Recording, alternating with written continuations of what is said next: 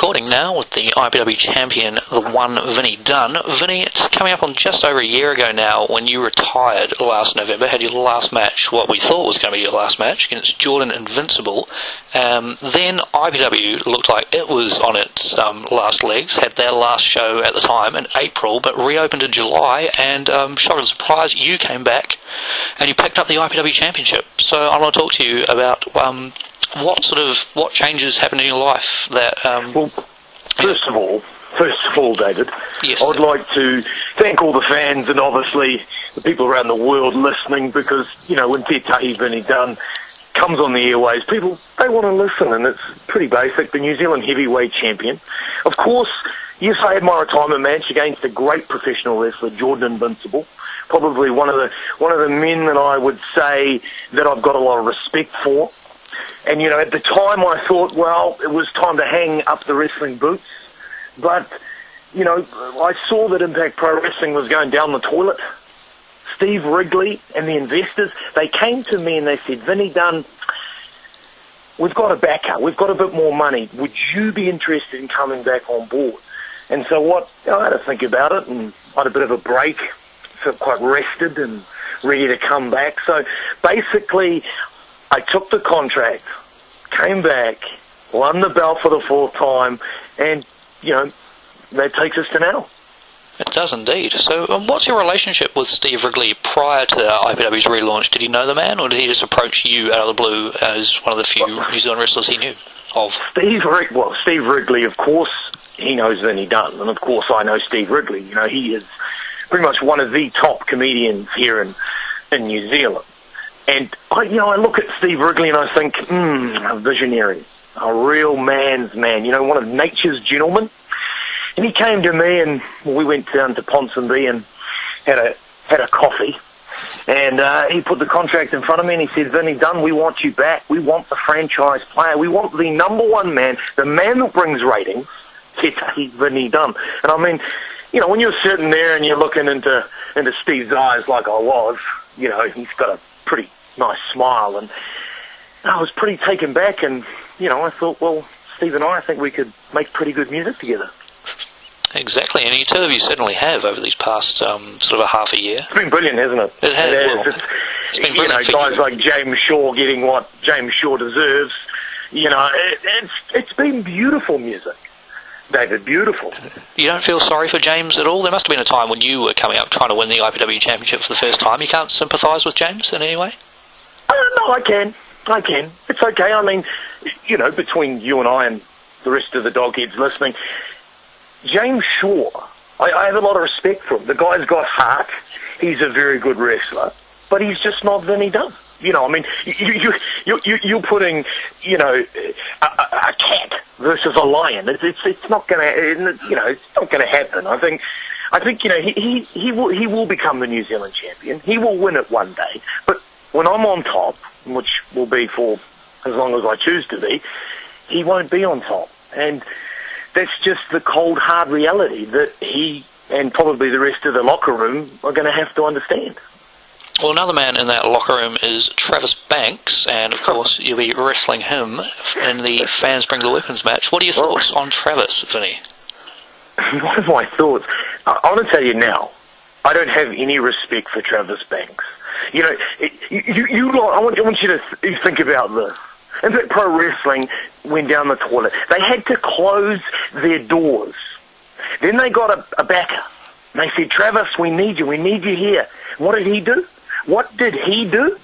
He went and chased some stupid little dream in America, wrestled in front of about 5 or 6 people, and did absolutely nothing. He left the company high and dry. So Travis Banks, I've got no respect for Travis Banks. James Shaw, yeah, I got respect for him, but not Travis Banks. See, he left this company. He left New Zealand Professional Wrestling to go and, wrestle in some little gym in front of 5 people in America. That doesn't impress me. And that's, you see, it's an ego thing. See, I don't have an ego. Vinny, I'm just good. But Travis Banks, it's his ego. He thought he was better than us, and that's why I don't have any respect for him. So, Travis Banks and I, Fans Bring the Weapons, December 7th at Linfield Rec Centre. Well, You see, I'm going to beat that little pint-sized midget up. I'm going to beat him. I'm going to bloody him. I'm going to break some bones. And you know what? Then I'm going to tap him out, and then I'm going to stand there over him, still the New Zealand champion. So Travis Banks and I, we don't see eye to eye at all. Let's talk a little bit more about Fans Bring the Weapons as a match, though. You've been in 5 of the 10 in company history, which is a phenomenal achievement. No one else has had that sort of experience in this match. What can you tell me about this match? How does it compare to anything else that you've been involved with before in terms of stipulations? And have any amazing, weird things that people have brought? Well, to start with, Fans Bring the Weapons, it is the marquee match. It's, Fans Bring the Weapons. It is a match that you just want to see. If you're watching it, you see 2 competitors, or there's been 4 ways, 4 competitors just going absolutely mental. There's ladders, there's chairs, there's thumbtacks, there's barbed wire, there's people jumping from stupid heights. There's even people that bring baguettes. There's trolleys. And hell of it, I think I even saw a dog head there.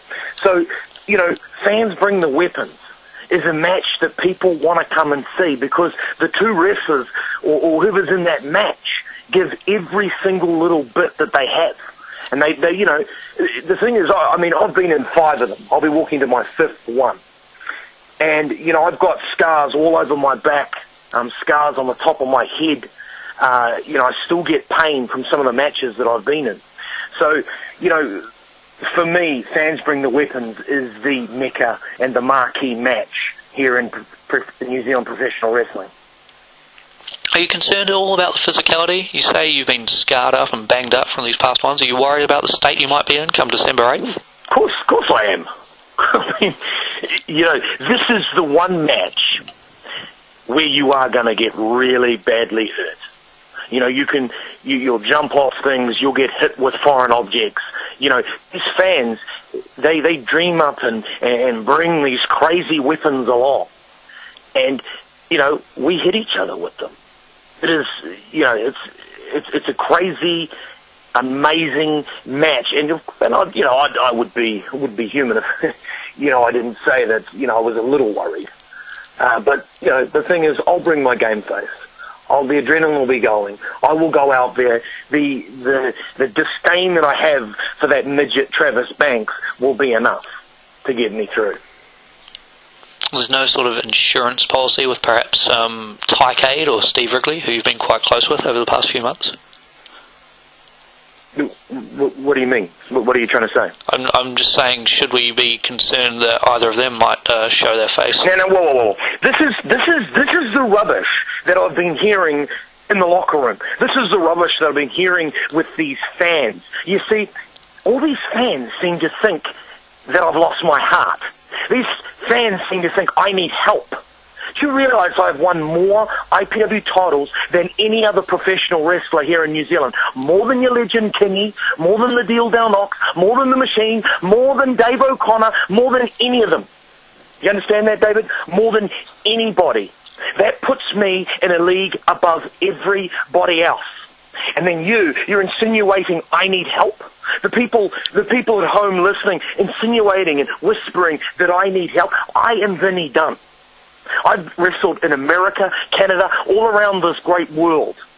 I've been ranked the top wrestler in New Zealand countless times, People's Choice Wrestler of the Year countless times, ranked in the top 500 wrestlers in the world, held so many damn titles, and people are trying to say, they're trying to question, actually, whether Tahi has still got it. Well, I'm going to tell you now, December 7th, Linfield Rec Centre, David, I will bring every single little bit that is Tahi. I don't need the bigger figure Tahi's help. I don't need Steve Wrigley's help. I will go out there and I will prove yet again why I am the man. Do you understand that? Do you understand that, David? I do, sir. I apologise for questioning you. Alright, now you yourself have said, despite all these title wins, despite all these Fans Bring the Weapons matches you've been involved with, you've said on your Facebook page that this one coming up at Nightmare Before Christmas, this is the biggest match that you've been involved with ever before.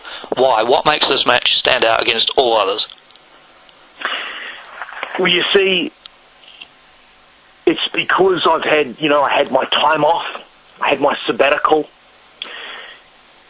and I'm back. And I'm back to prove and to show these fans, all these new fans that are coming back in the building because Te Tahi is here. And all the old ones that remember me, they're coming back in their droves. And they're coming back, and I want to show them. I want to show New Zealand, like I know myself that I'm the best. I know that I'm the franchise player. I know that I'm the benchmark of New Zealand professional wrestling. But you see, David, I am going to show them that I am definitely the best. And that when they turn up, December 7th at Linfield Rec Centre, when they turn up, they will leave absolutely mesmerised. They will leave absolutely pumped up. They will leave knowing, without a shadow of a doubt, that I am better than Travis Banks and that Vinny Dunn is the real New Zealand heavyweight champion.